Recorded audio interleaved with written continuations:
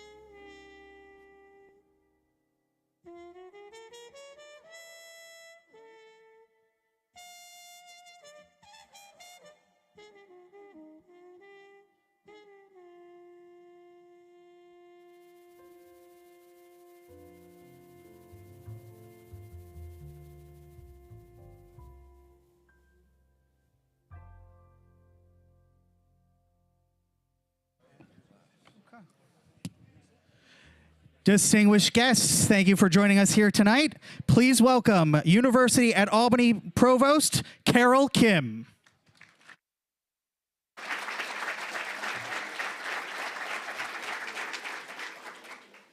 Good evening and welcome to the University at Albany. On behalf of UAlbany President Avedon Rodriguez, I'm pleased to welcome to campus Albany Mayor Kathy Sheehan, members of the Albany Common Council, City of Albany officials, Congressman Paul Tonko, Senator Pat Fahey, Assembly members Gabriela Romero and John McDonald, and Albany County Executive Dan McCoy. In addition, I'd like to welcome the members of UAlbany's leadership team.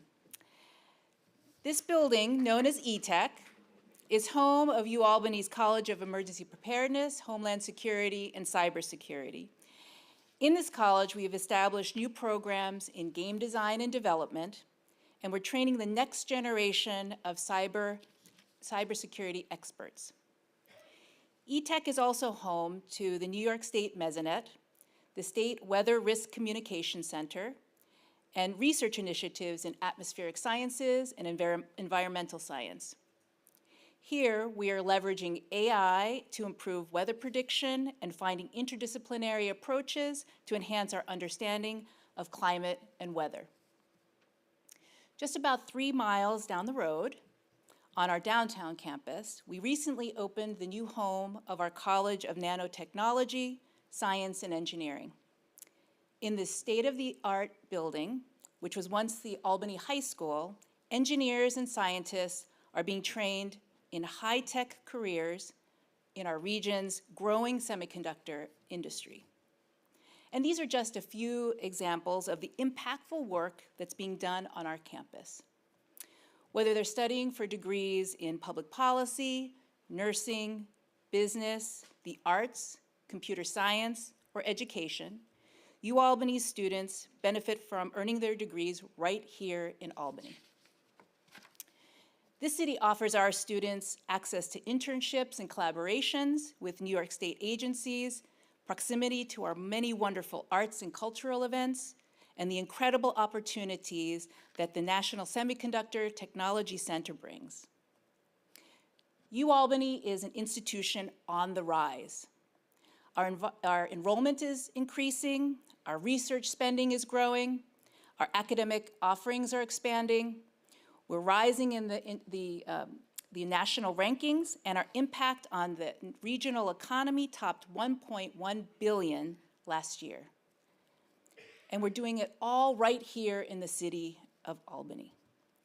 So Mayor Sheehan, thank you for your incredible leadership and partnership, the investments you've made to infrastructure, recreation, sustainability, public safety, and more have laid a strong foundation that we will continue to build on for generations to come. So we've put together a short video about the incredible strengths of our partnership between our city and our university. I hope you enjoy.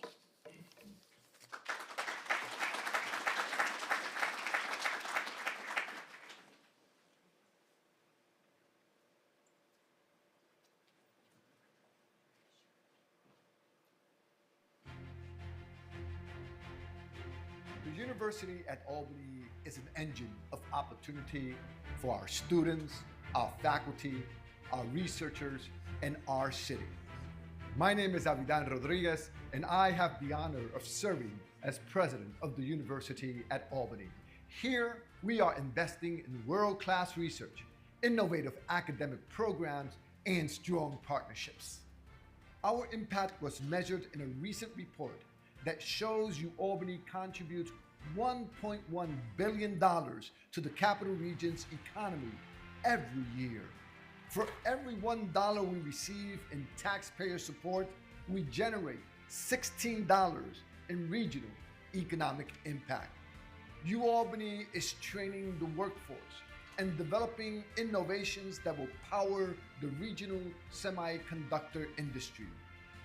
And we're doing it right here in the heart of Albany, in the new home of the College of Nanotechnology, Science, and Engineering. This building represents an $85 million investment in the city of Albany. But our impact goes well beyond semiconductors. We're training New York's biotechnology workforce to harness the incredible power of RNA. We're meeting the state's growing need for nurses and teachers.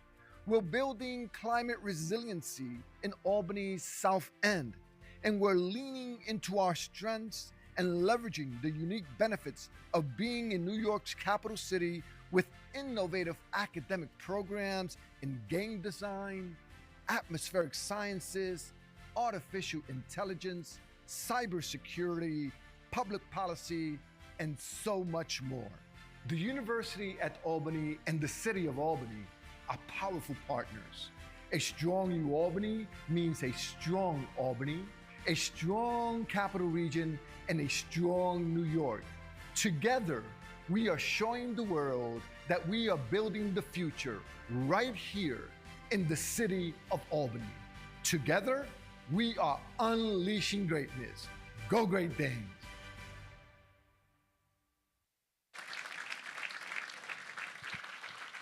Please welcome City Treasurer Darius Shanafar. Thank you. I'd like to welcome everyone to Mayor Kathy Sheehan's 12th and final State of the City address. I'd first like to acknowledge, Alfredo, some of our other dignitaries tonight. We've met the front row, but I also want to recognize Chief City Auditor Dorcia Pleers,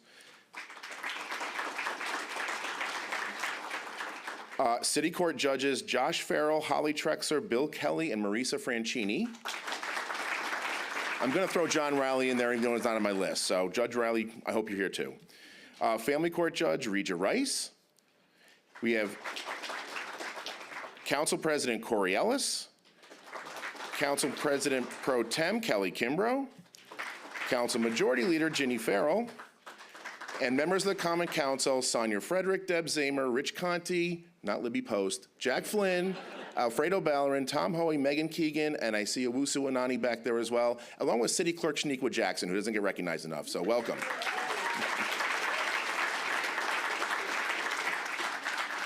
So tonight you're going to hear the true story of our city. It's a story that is lived and told every day by our residents. It's also told every day by the public servants who serve Albany, whether they work in City Hall, our police department, our fire department, our general services department, our recreation, cultural affairs, neighborhood and community services, engineering, administrative services, law assessment, or youth and workforce departments. But it's not a story that is told often enough by those on social media, in our intrepid legacy media, or by politicians and politician wannabes. Many of them think that Albany is in decline, but they are wrong. I can state unequivocally that the tale of Albany's demise is greatly exaggerated. Yeah, that's worth a round of applause. Tonight's story is one that I've been privileged to observe and partake in for 11 years as the treasurer and CFO of our city. We face challenges and have a changing world just as every city does, but we have met those challenges far more often than not. We have changed the face of Albany, we have done the right things, and we have set the city on the right path going forward. For those who believe that Albany is in decline and is moving in the wrong direction, I urge you to look at facts and not feelings. If you believe in market economics, market indicators, facts, logic, and reason, they show this. Our property values are higher than ever, with homes nearly doubling in value the last 5 years alone. Our population is over 100,000 people for the first time since 1990 and is at its highest level since before 1980. And I know some won't believe this, but crime in Albany is down 21% since 2013, and that is even with the nationwide spike during and after COVID. Albany is a city people love dearly and are moving into and not out of, and people don't move into or invest their money in a place where they don't feel or see a return on their investment. Tonight you'll hear how that happened, and how that is continuing to happen every day, and how we are setting the stage for our success in the future.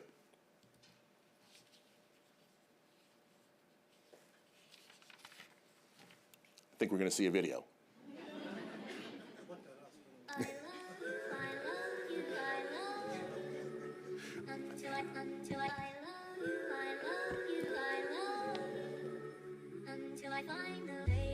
An end of an era in the city of Albany and the start of a new one. For the first time in 20 years, Jerry Jennings will not be mayor. And for the first time ever, a woman is.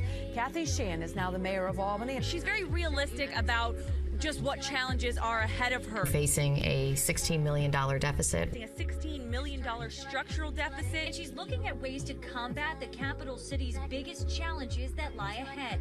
One of the biggest being the fiscal crisis, with Albany facing a $16 to $20 million structural deficit. The rainy day fund will be gone, so she's really looking at the financial logistics of this city. We have a very serious fiscal situation that we are in. It is very challenging. That we have been through unprecedented times. We're going to have to really roll up our sleeves and start early figuring out what we can do to streamline our costs and to really get us on a path to financial sustainability. And we can't do it on the backs of taxpayers. I think they're looking forward to it, but they know there's a lot of challenges here in the city, and they're going to be taking them one step at a time. That we will find a solution. Drive investment into the city of Albany. I have fought for resources. That we come to work every day with a mission to ensure that we are doing all that we can for our community. The unprecedented investments that we've made in every neighborhood in our city so that we can ensure that every neighborhood works.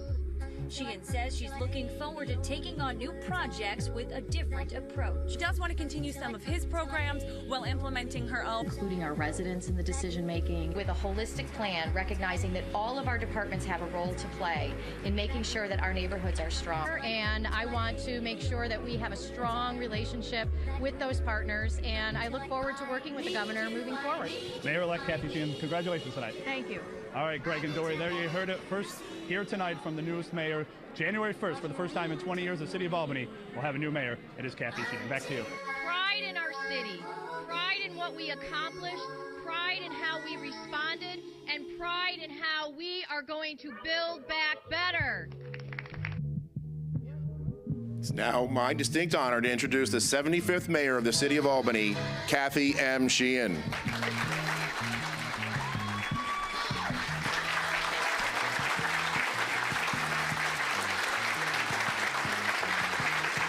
Thank you so much.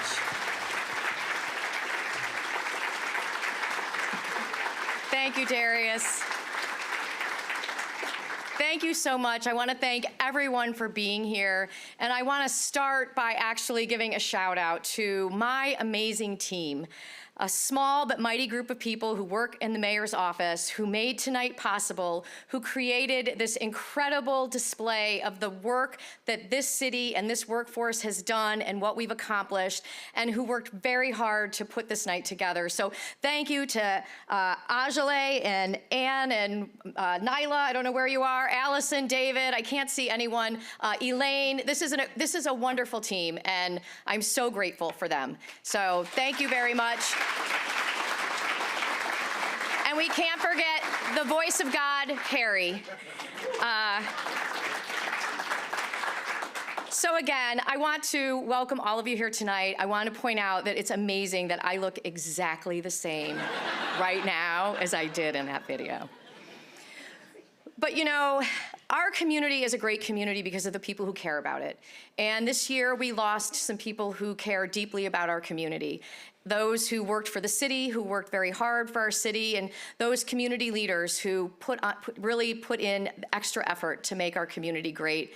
Tom Modeles, the grumpiest guy that I've ever loved, who we lost this year, and of course, Dr. Alice Green, who was a very early supporter of mine, and she was also someone who was relentless in her fight for social justice, not only in the city of Albany, but in the state and across the country, and she will be dearly missed. And you know, when I think about those who are in my mind at this time, I also think of our sister city of Bucha. They are still at war with Russia. I had the privilege of joining my chief of staff on a humanitarian mission, bringing ambulances to Ukraine. I want to thank Basil Sagos, who couldn't be here with us, for helping to organize that. But let's remember why we do this. And we were able to bring hope to a place that is greatly struggling and has challenges that we can't even imagine. It makes the challenges that I'm going to talk about that we've been able to overcome seem small. And let's remember them. And it was thanks to the generosity of many people in this room that we've been able to deliver humanitarian aid, and that we must continue to stand and support.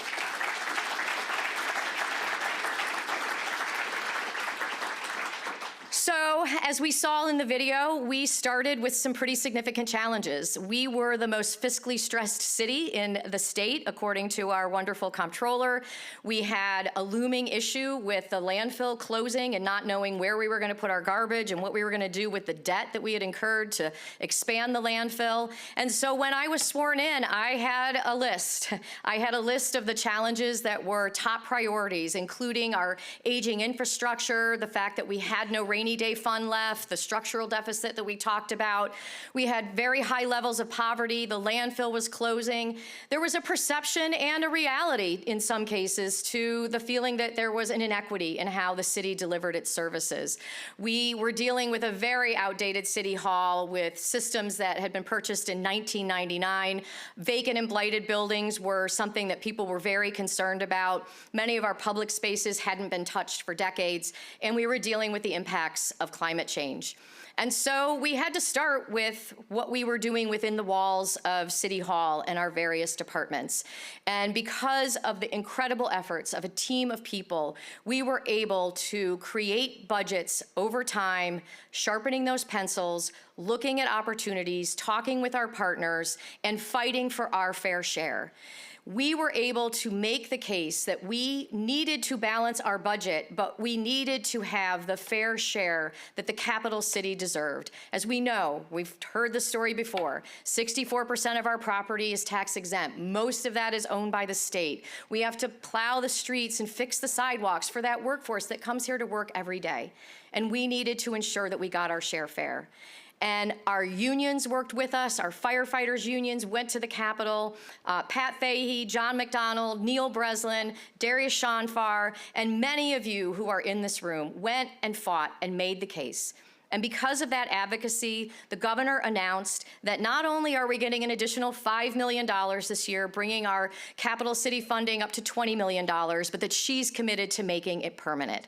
Thank you, Governor Hochul.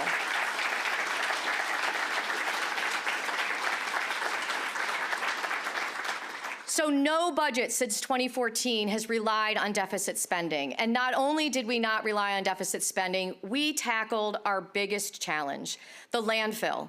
It had a closure date that was scheduled for 2020, and we were relying on the revenue from the landfill to fill that budget hole every year. And so how do you reduce the amount of garbage that you're taking in and deal with that loss of revenue? We worked it and worked it and worked it. And I'm proud to say that we are no longer relying on the landfill. Our revenue for the landfill matches the operating expenses roughly of the landfill. And we've expanded that closure date to 2028. And we've also paid off all the debt that we incurred building that expansion. And so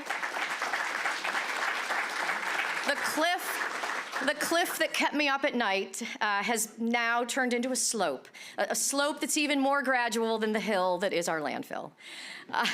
And it's not just the state that is acknowledging the hard work that we've done. Standard & Poor's has now twice really commended the city and acknowledged our good financial practices and policies as it's rated our bonds and allowed us to borrow money at reasonable rates.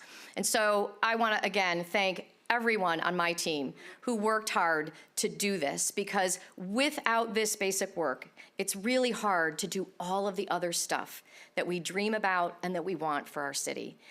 And we did do so much more. So let's take a look at the Albany we built. We've been able to create a city where every neighborhood was touched. The focus had for too often been on downtown, but we've been able to look at every neighborhood across the city. And when I talk about a city where every neighborhood works, I would always say, and I still mean it, we're talking about a city where every neighborhood is safe, where every neighborhood has quality housing that's affordable to the people who live there, access to world-class amenities, and vibrant economic opportunities. And when we think about safety, we often think about those recruits coming out of our police academy. Yes, we want more police officers on the street, but we also want those police officers to be part of our community. And the dedication of this department to community policing is admired by police departments around the world. Our department works with our community. They get to know the people in our community. They help deliver food. They help to adopt families during the holidays. They truly care and have compassion, which builds trust for the police in our community. And that's one of the reasons that this police department has one of the highest homicide closure rates anywhere in the country. A homicide closure rate of 86% compared to a national average of 50%. And as Darius said, crime is down from 2013. It is 21% lower now than it was when I came into office. And total crime in 2024 is lower than the 5-year average. Yet we know there is more work that needs to be done to make sure that people feel safe. That is why the governor's investment in the largest crime analysis center is important for our residents to know about. This has strengthened the partnerships and collaboration between local, state, and federal law enforcement, and it's part of the reason that we have been so successful in ensuring that people who should be in jail are held to justice. It is also why we've expanded our resources within our police department. In addition to our neighborhood engagement unit, we're introducing crisis caseworkers who will be available 24/7. And when I think about the other award-winning programs that our police department has, TRACK, which is to reach and connect, reaching out to at-risk youths, law enforcement assisted diversion, which helps people struggling with poverty and addiction get the help that they need. And our programs like our CEPTAD, which is about working with our businesses to say, what are things that you can do to keep your business safe, to make sure that you are not making it easier for someone to break in or to cause trouble in your business. And our community liaison program, where we match police recruits while they're in the academy with members of this community who take them out, introduce them to our organizations, to our parks, to people, so that they are becoming part of our community as they go through their academy. And this is because of the leadership of our former Chief Hawkins, as well as our current Chief Cox, and I want to commend them and the men and women of this department for the outstanding and amazing work that they do.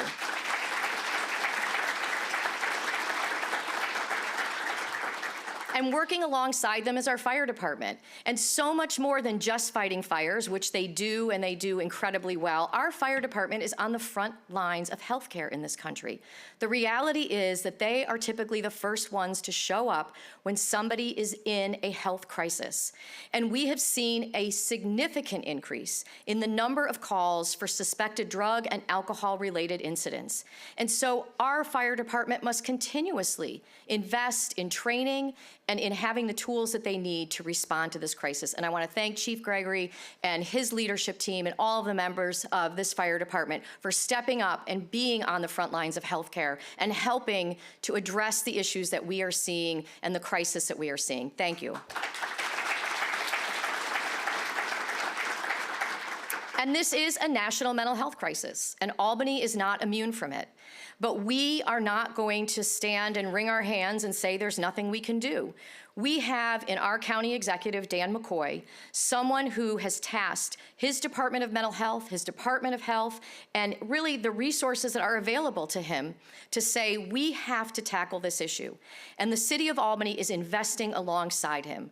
We have committed nearly $1 million of our opioid resettlement money for an innovative new program called Albany Navigates, where caseworkers are in the community interacting with individuals who are undergoing mental health crisis. And I want to, again, not only acknowledge Dan McCoy, but I want to thank the county legislature for their support of this program. And Gabriela Romero was somebody who was advocating for this when she was a council member because she was seeing the impacts of this in her ward.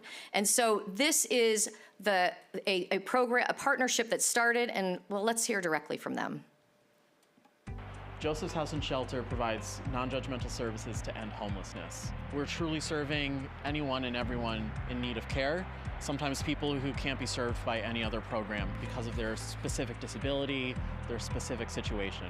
When I'm working out in the field, a lot of the challenges that we see is individuals in need when it comes to healthcare. I think we also need low barrier places for people to exist and also low barrier support services.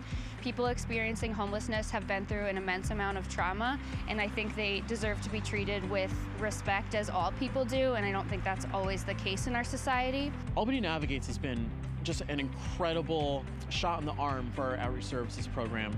It's expanded the hours that we're serving, so that means that we're meeting people who maybe we would have missed.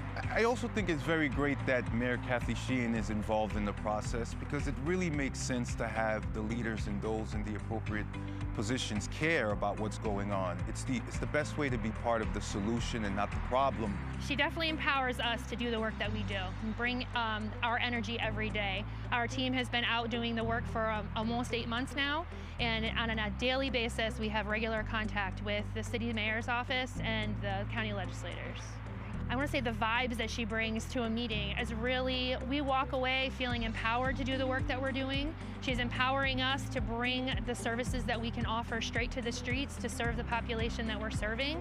Because it helps, gives more hope, and really kind of gives you a clear understanding and look of what the future could look like if the services continue to move up or progress in the direction that they're going. So I want to thank the Albany Navigates and Cares team. These folks are out there every day. They are meeting people where they are. This is a challenge that has grown over time. We need additional support from the state, as our state legislators know. We need more mental health beds, but we are working hard because people in our community need to know that there are those with compassion who care, and that is how we are going to solve this crisis. But it happens because of the folks on this team, so let's please give them a round of applause.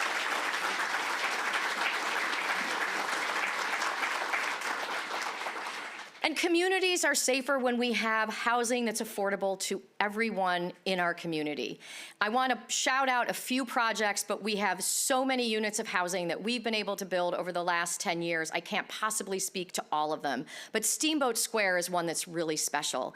This started with a $42 million rehabilitation of 88 modern, highly energy inefficient homes with 14 that provide supportive services.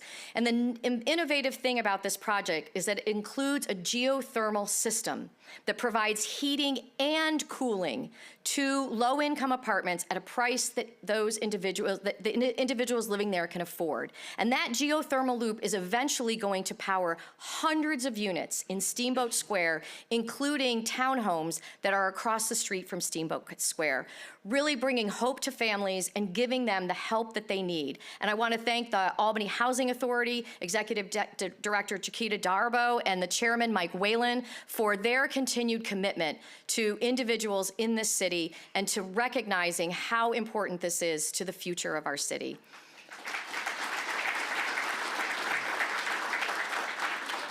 And so it's been touched on a little bit. There are some people who are very tied to nostalgia, and they love to talk about the old Albany.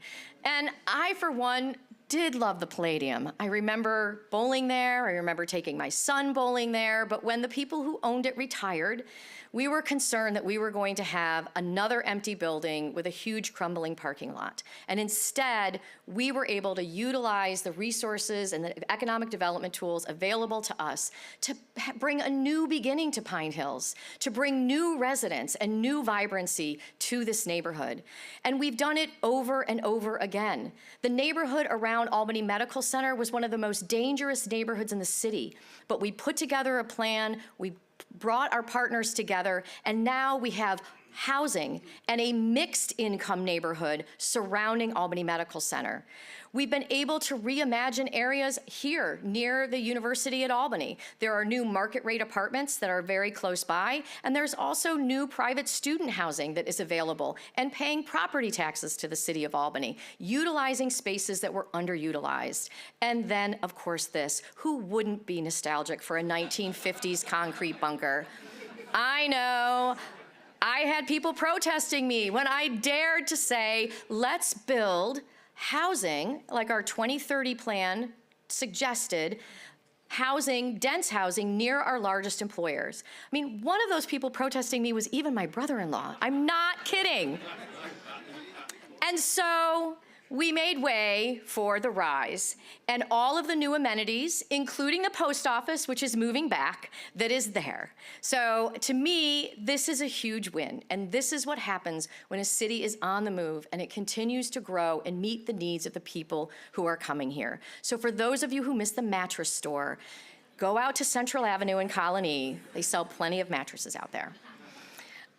We've also reimagined Clinton Ave. This is my neighborhood. So we took buildings that had X's on them, buildings that were blighted and dilapidated, and we now have 200 affordable and mixed income residential units within 70 houses as part of a nearly $50 million home leasing project. And when you look at what they've done, this is the transformation. I mean, let me show, I can't go backward, I guess. I would show you the before. Oh no, this is the before and this is the after. Beautiful homes for families, and they're still going. In this beautiful vacant lot that somebody I'm sure misses, they are building an additional 36 affordable housing units. And it's going to be connected on the ground floor to the Albany Center for Economic Success and Community Resources on the first floor, and it will have drop-in daycare.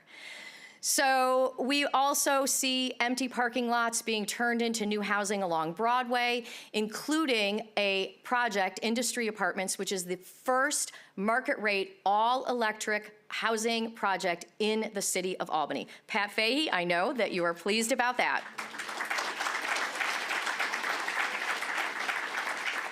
And more is coming. An investment is being made out on Colvin Avenue.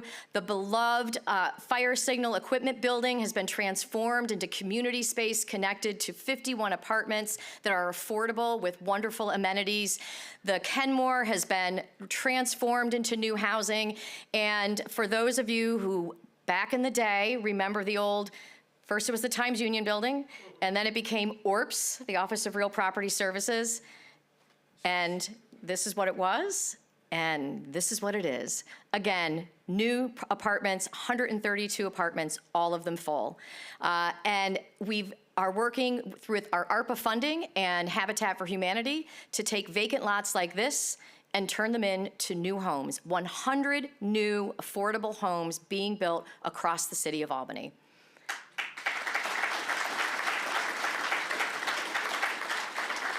So these are the final numbers. 2,330 units of new affordable housing has been completed since I took office, and 2,773 units of market rate housing.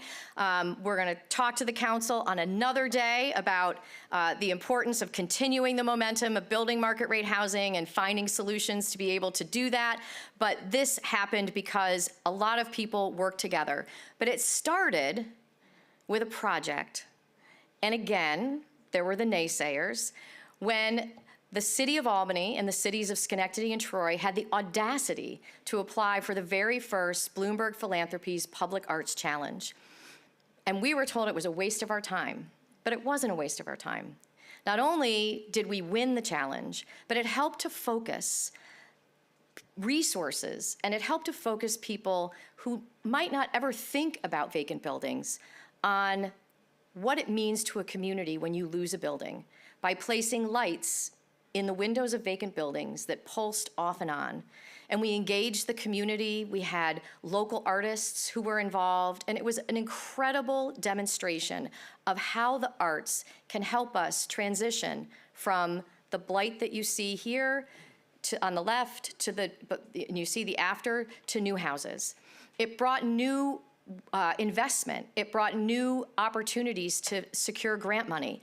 And we have been able to rehabilitate 617 homes and create 192 new homeowners, all thanks to our community development agency. I want to thank Faye Andrews and our newest director of ACDA, Mick Foley, and their team for their hard work.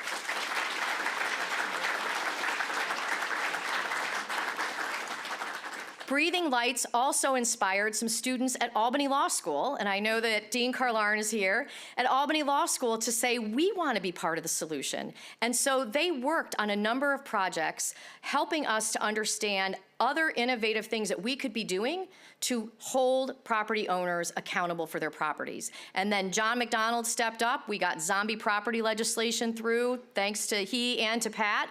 And I'm proud to report that just since 2022, we've filed 19 lawsuits. We've settled 14 cases. We're approaching $500,000 in recovery. We've also seen an increase of codes cases in codes court. Thank you to all the judges who are here. Up 800% since 2014. Thanks to Rob McGee, our corporation counsel, Rick LaJoy, and his team. This is what our community was demanding, and we were able to deliver on that.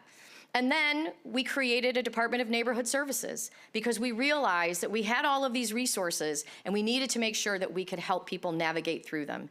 And so our Department of Neighborhood Services is out in the community. They're at every neighborhood meeting, and they want to ensure that our residents know about all of these opportunities that are available and that we hear from our residents about other things that we need to be doing.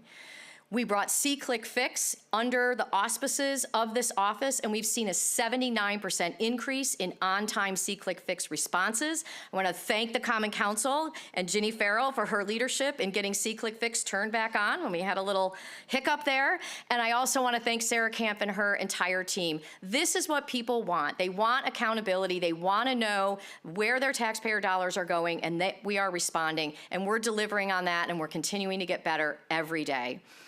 I also want to shout out a little program, not particularly expensive, but it has transformed how our neighborhoods feel about their ability to be part of transforming their neighborhood. Not us coming in and telling them what they need, but them telling us what they want. And so Love Your Block is about going out into the community, providing small grants that are driven by our residents that come together and say, we want to build a community garden, we want to do flower boxes. Whatever it is that the projects that they want to do, we take those applications and we provide them with grants. Erin Johans, I think she might be here, she has done incredible work on this program under the auspices of our Department of Neighborhood Services led by Faye Andrews. I want to thank that entire team. They're just getting started.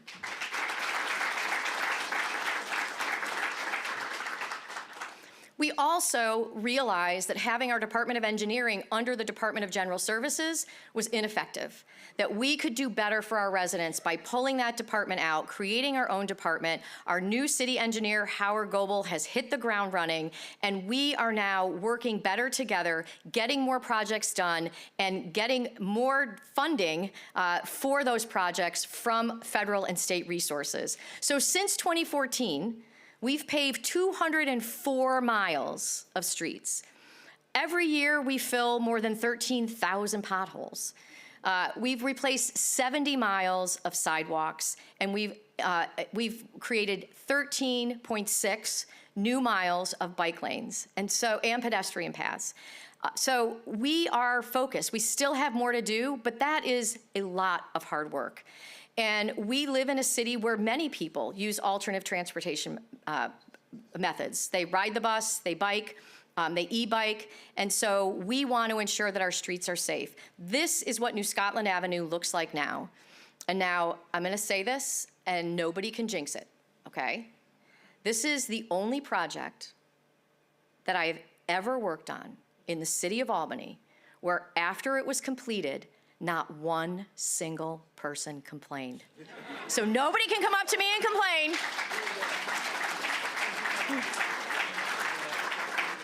But it took a ton of hard work and a lot of meetings and a lot of people venting their frustrations. But we kept at it and we kept at it. And I want to thank everyone on my team for helping to make that happen. We also are focused on keeping our kids safe. And again, this is an initiative of our council. This is my State of the City to the Council, and I want to talk about your achievements and accomplishments. This is something that you insisted on, and you wanted us to make sure that we were implementing this in a way that was fair and that made sense. We worked with the state, and we are issuing a lot of tickets, but we also are seeing lots of people slow down. And so slow down as you go through our school zones. That's all that we ask. You'll get there, it'll be okay. So far, 65% of the drivers that are ticketed are driving cars that are registered outside the city of Albany. We want to be a welcoming city, but we need you to slow down. And we also have reduced our speed limit to 25 throughout the city. So again, slow down. This is about making sure that those of us who live here can get around safely. We also have invested significantly in our parks. Virtually all of our parks, roughly 90 to 95% of our playgrounds have new equipment. We've invested over $16.6 million. And because of the council's insistence, we've done it in a way that's equitable. We've shown you the parks that we're investing in, the neighborhoods that we're in, so that we can make sure that we are investing where there has been a lack of investment for years. I want to thank Commissioner Jonathan Jones and his entire team at the Department of Recreation for helping us create fun, safe spaces. This is also about keeping a community safe. And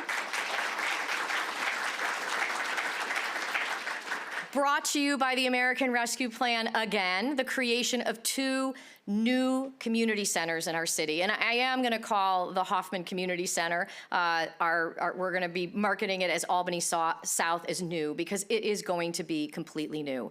And we are creating the spaces that our community wants, where they will have access to resources, where they will have access to opportunity, and they will have access to the recreation and the fun and the safety that they want for their families. I want to thank Paul Tonko for $400,000 that have been earmarked for Albany South.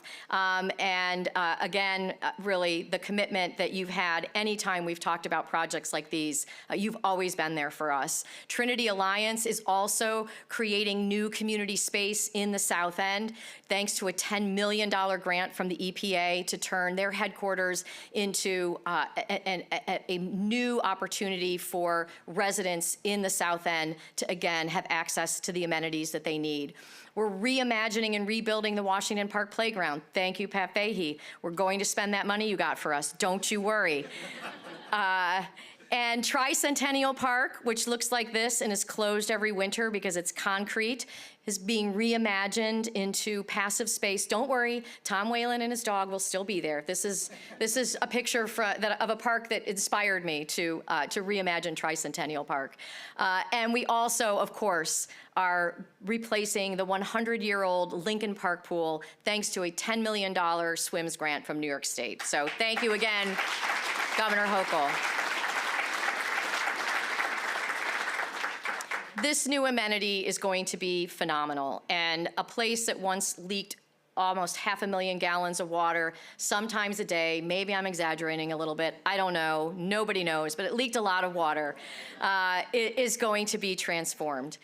And let's face it, as our commissioner of the water department likes to say, water is life. That is also the name of a book, but I'm sure he didn't steal it from the book. But water is critically important, and we have lots of it, which is why we are seeing investment in our community. We have invested, since I became mayor, $153 million in water and sewer infrastructure. That's more than double what was spent the prior 25 years. And we did that for a whole host of reasons. We did it because it was the right thing to do. We need to replace lead services. We've replaced 1,500 since 2019. We needed to address the issues of flooding that were happening because of climate change.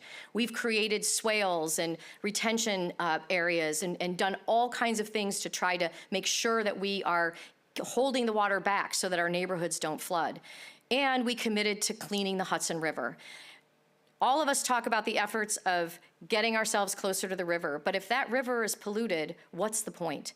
And so we have been laser focused on getting our river as clean as we can possibly make it. It's why we created the Beaver Creek Clean River Project. This was a $55 million overall project, and it is changing the health of the Hudson River so that when Pat Fahey is successful in getting 787 torn down, we're gonna go and have a lot of fun because we're gonna have a clean river. And I wanna thank Joe Coffey, I wanna thank Basil Sagos and Sean Mahar, DEC, you've been great partners, New York State. We've received federal money, so all of you have been phenomenal partners, thank you.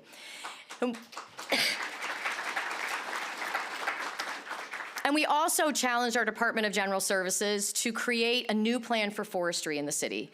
When we think of general services, yes, we want our streets cleared, we want them plowed, we want the garbage picked up, but we know that there are heat islands that are created in cities, and we need to ensure that we're investing in our trees. In this city, we love our trees. I know we love our trees because if we ever cut one down, the phones ring off the hook, even if we're replacing a diseased tree with a new tree. And thanks to Sergio Panunzia and the team at DGS, they have delivered. I asked them to plant 2,500 trees by 2025. They not only met that challenge, they exceeded that challenge. 4,372 trees planted, $3.5 million leveraged grant funding, and we're just getting started. So again, thank you, Sergio, Jay Levine, and all of our funding partners.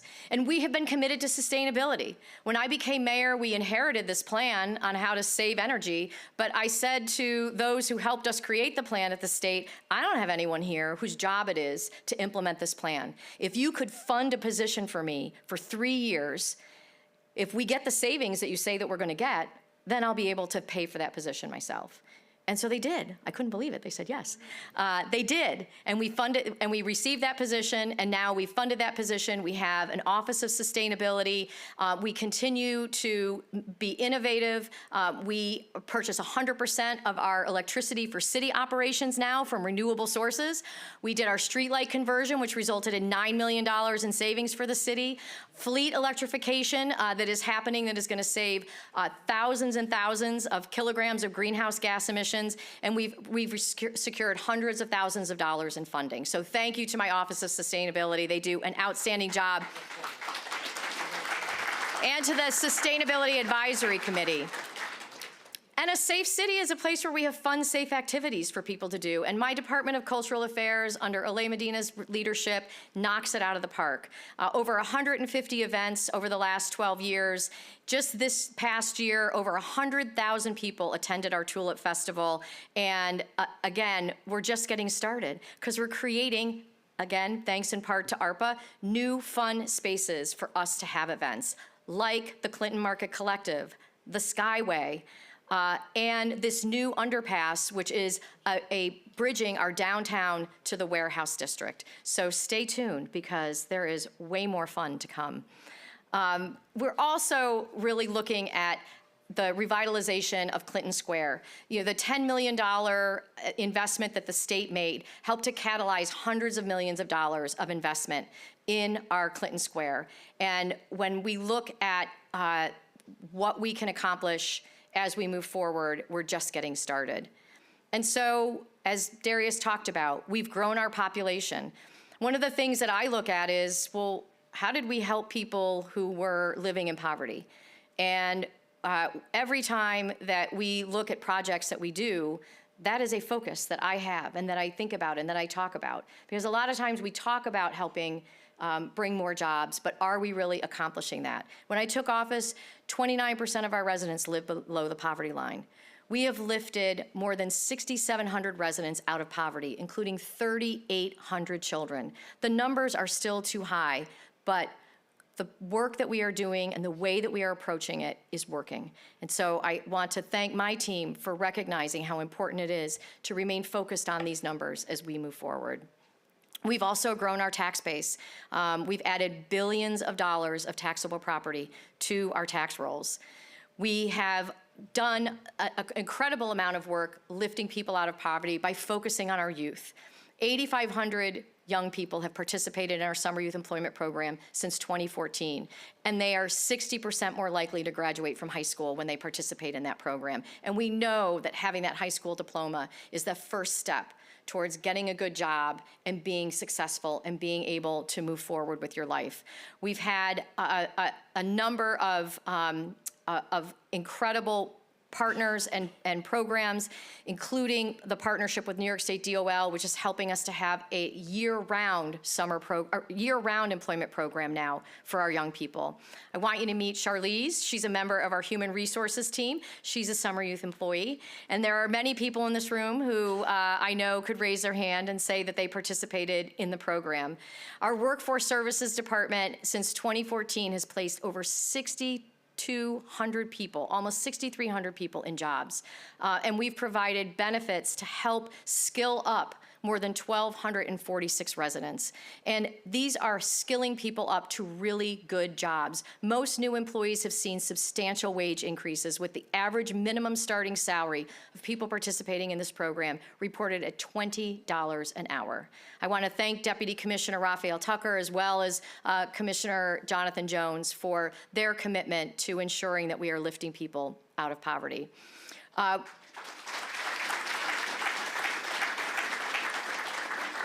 And if you're looking for work, the City of Albany is a great place to work, in part because we looked at ourselves and engaged in a very deep dive salary study so that we could ensure that we were paying people appropriately and that we were giving people a living wage. Since we invested some of our ARPA funding in our joint Albany campaign, we've seen a 39% increase in job applicants and a much smaller vacancy rate in our city. Thanks to our partners really across the city, whether that be our business improvement districts, our Chamber of Commerce, under the leadership of Mark Egan, we have seen more than 100 new businesses opened since 2014. And we've also invested more than $3 million to help the small businesses that are here. I want to thank Ashley Mole and her team at Capitalize Albany Corporation for continuing to focus on how we grow businesses in the City of Albany.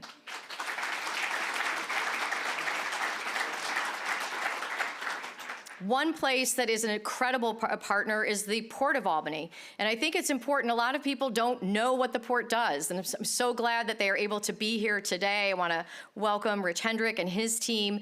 They are investing tens of millions of dollars in the port. And the impact that they have includes more than 1,400 local jobs, 4,500 jobs throughout New York State, $813 million in measurable impact on the New York State economy, with another $2.57 billion of potential impact based on the investments that are coming. This is a job engine for our city, and we are grateful for the partnership that we have with the Port of Albany. And I'm very excited about the future and the commitment that New York State has through CEG, through NYSERDA, and through the state's commitment to offshore wind. It's going to be a game changer.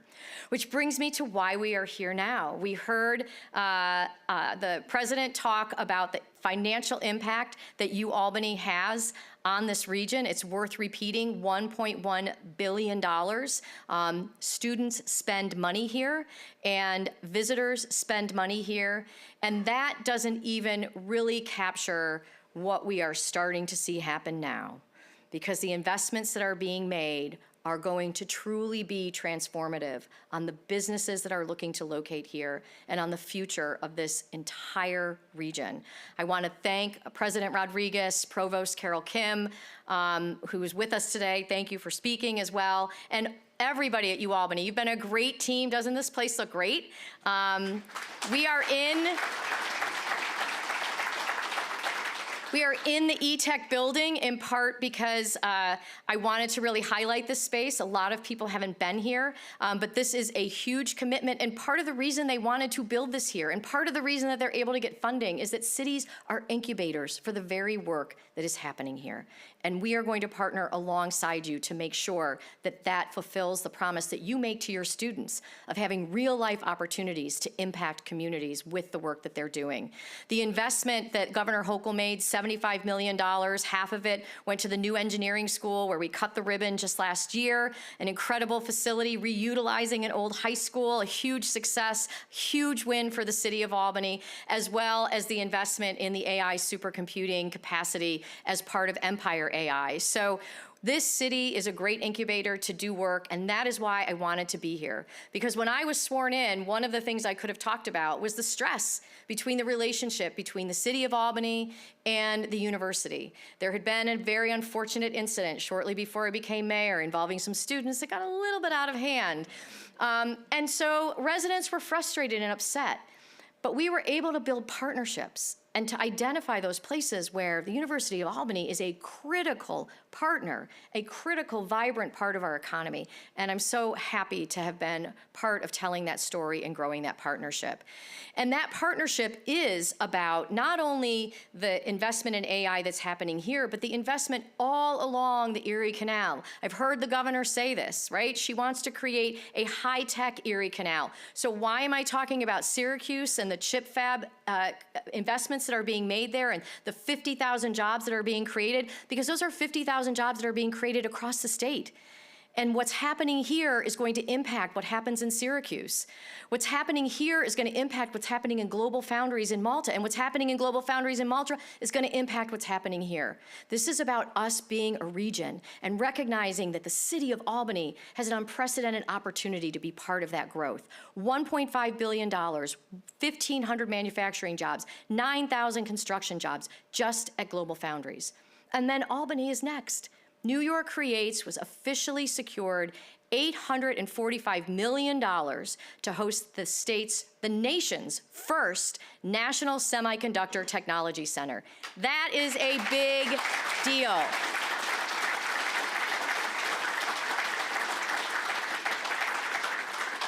Anyone in the tech space is going to want to come here to this center to have access to the newest, most innovative advancements that are being made anywhere in the world.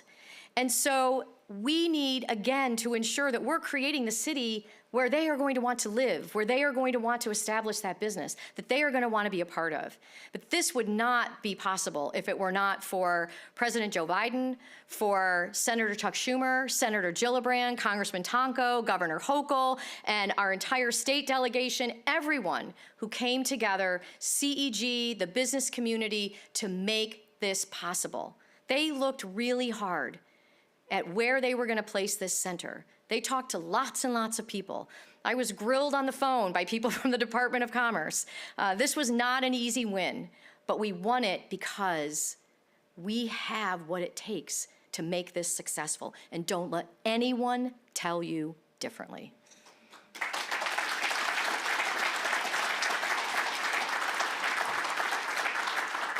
And so, in addition to reimagining 787 and completing finally a new bridge across the Hudson River, the Livingston Avenue Bridge, Governor Hochul announced at her State of the State that she is investing $400 million for economic development in the city of Albany.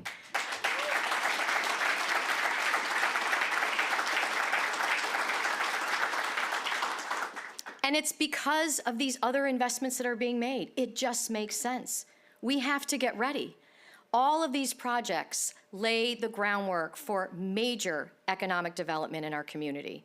So we know the governor is focused on creating a vibrant, interactive, really world-renowned New York State Museum, and I think all of us can agree that, you know, because in many ways it looks today like it looked on the field trips that we took when we were in school, you know, that it's time, right? It's time for the capital city to have, and as the host of the New York State Museum, to have a state-of-the-art museum. So we're very much looking forward to that. And now we have this incredible site in our downtown, nearly 9 acres, thanks to the hard work of Capitalize Albany Corporation, who had to go through condemnation proceedings and lawsuits and all kinds of hard work to accumulate transformative space that is ready for the next big thing. And we need to dream big. We need to ensure that we are looking at a bright future as the home to all of this investment in technology and all of this investment in our future. And this time has finally come. We've demonstrated that we can do it in many small ways with far fewer resources. We transformed Quackenbush Square into a new hotel and great fun space. We transformed an old single-room occupancy, then empty, once grand hotel back into a grand hotel. We took an old biscuit factory that was boarded up and no one quite knew what was going to happen to it into our professional Lort D Cap Rep Theater. We took Upper Madison Avenue and made investments and have created one of the most, one of the greatest destinations in the city of Albany, not just for people in that neighborhood, but for people who come to our city and want to go to Upper Madison Avenue. Lombardo's, again, for those who loved Lombardo's and didn't know what was going to happen. This is in a South End neighborhood that, you know, we're looking to invest in, but that has a number of challenges. We now have Hattie's. And this is something you probably don't even know about. This looks like an empty field, right? Well, guess what was under it? Thanks to our water department and to funding that we were able to receive from New York State, we took an old sewer pipe and opened it up and reintroduced the Platoon Creek to the world. And we now have this beautiful destination in our Tivoli Park, and we're building more trails thanks to the DEC so that people can enjoy this and see this. You might not know where this is. This is an underpass in the South End that has been transformed into safe community space with a cycle track where kids can learn to ride bikes, with basketball courts, with a workout space. We also took this alley in West Hill that was a magnet for trouble, a place where people illegally dumped garbage, and there were illicit activity that happened in this alley, and we reclaimed it for the neighborhood based on what the neighborhood said that they wanted. So from large projects to hidden spaces, we've done it. And with $200 million, which the governor, I think, is going to really focus on that downtown area, we can do incredible, amazing things. If we can take this and this and this, think about what we can do with the rest of our downtown. We've seen more than $1 billion in public and private investment in our downtown, and it's happened because of the partnerships of many of the people in this room, from our Common Council to our county officials, to our state and federal partners, to our university partners. And I also need to shout out Bloomberg and the City Leadership Initiative that has not only helped us to focus our efforts, but has helped us to get grant funding and helped us to train an entire workforce so that we have best practices that are admired by cities across the country. I'm fortunate to be very active in both the New York Conference of Mayors and the U.S. Conference of Mayors. And that involvement has elevated our city's status on the national stage, and it has also helped us to bring money and ideas back to the city of Albany. And I'm so grateful for all of those partners. I'm grateful for people like those who serve on our planning board, our Board of Zoning Appeals, our Sustainability Advisory Committee, a water board, Water Finance Authority, the Parking Authority, our Community Police Review Board, our PEG Board, Historic Resources Commission, Port Commission, the Albany Housing Authority, our Commission on Human Rights, our Pine Hills Land Authority. And I'm sure I'm leaving people out, but this doesn't just happen in a vacuum. It happens because people who care about the community step up and raise their hand and volunteer and do the hard work. And it also happens because of an amazing, amazing workforce. I feel as though I'm the luckiest mayor on the planet because I have a dedicated workforce who sometimes listens to my crazy ideas and they figure out how to make it work. They figured out how to take a $16 million structural deficit and turn it into a balanced budget, how to take high levels of poverty in a rainy day fund and that was depleted and create a rainy day fund and bring down poverty by 25%. They helped me take aging infrastructure and the closing of a landfill into modern infrastructure and an extended life of the landfill that's going to save taxpayer monies. They really focused on the inequity in city services and our outdated systems. And we now have a 21st century city hall. We have inclusive investment that we're accountable for. We looked at the challenges of climate change, and we've implemented sustainable practices. We took those vacant and blighted buildings and neglected public spaces, and we reinvested in our neighborhoods, and we've created world-class amenities. And I'm very proud of that work that this team has done. This is about people coming together because they love this city and they work hard for it every day. And so, my cautionary tale as I prepare to leave office in 300 and some odd days is this. You know, we found this letter in the time capsule that we unearthed when we moved the Schuyler statue from a businessman back in 1925 who observed that very slowly has Albany developed in the 300 years of her history. Her citizens seem to have been content to let well enough alone. Great industries like General Electric were discouraged from locating here. Leading and influential men desired apparently to keep Albany, for the most part, a characteristically residential city. In many ways, the capital of the Empire State was decidedly backward as compared to other leading cities of this state and of this nation. I know that people like to be nostalgic for the past. I understand.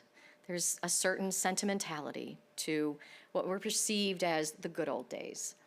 But I, for one, know that this city is ready for a future where it is the shining city of the Empire State. We need to dream big. We need to take risks. We need to keep moving forward. We need to ensure that we are doing everything that we can to grow our city, to grow opportunities for people here, and to be the incredible, amazing capital city that I know that we can be. So let's not hold back. Let's do this. And so this is a city that I love. I love it so much that I've written a love letter to the city, and I really did write this love letter all by myself.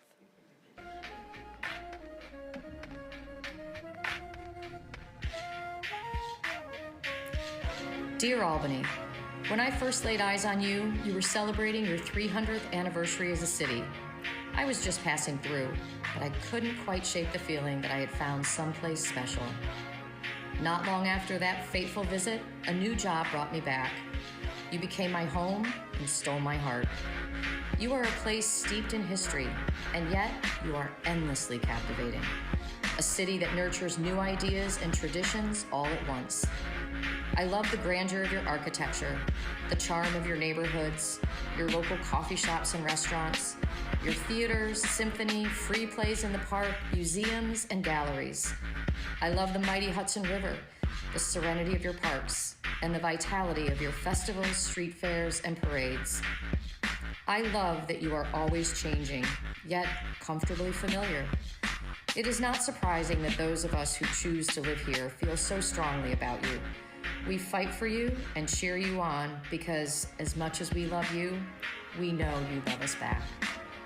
With love, yours truly, Kathy Sheehan.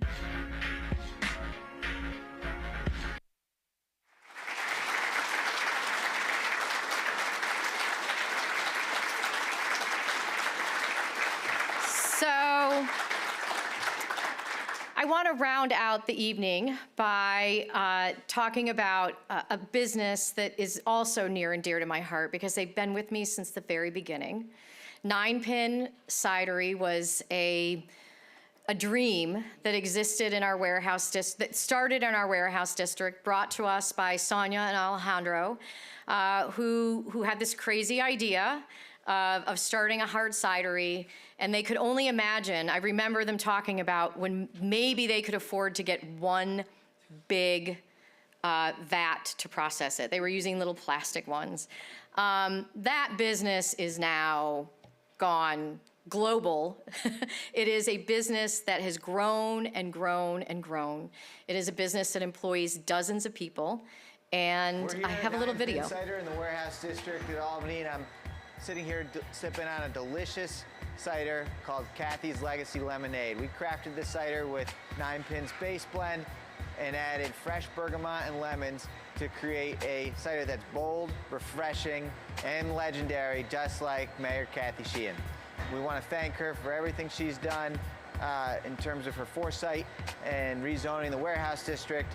Her leadership has given us the ability to grow unrestricted, and Nine Pin Cider has truly benefited and will continue to grow in this neighborhood for years to come because of the efforts that she put in. Thank you, Kathy. Cheers. We'll miss you. Come down and have a cider anytime. Oh my gosh.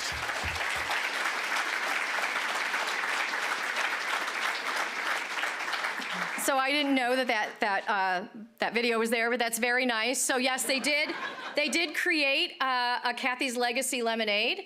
I'm gonna pop one open now, but you'll be able to join me out there and taste some yourself. So cheers to Albany and cheers to all of you. Thank you so much.